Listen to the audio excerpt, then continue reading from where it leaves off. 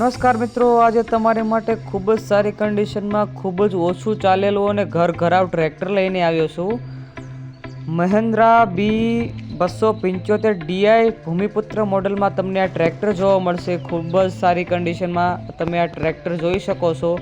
હવે ટ્રેક્ટરના honour, model, number અને કિંમત જાણવા માટે વિડીયોમાં બન્યા રહો, જે હું તમને જણાવું છું. હવે આવા નવા વિડીયો તમારે દરરોજ જોવા માટે અમારી ચેનલ ખેડૂત મિત્રને લાઇક, શેર અને સબસ્ક્રાઈબ જરૂરથી કરજો.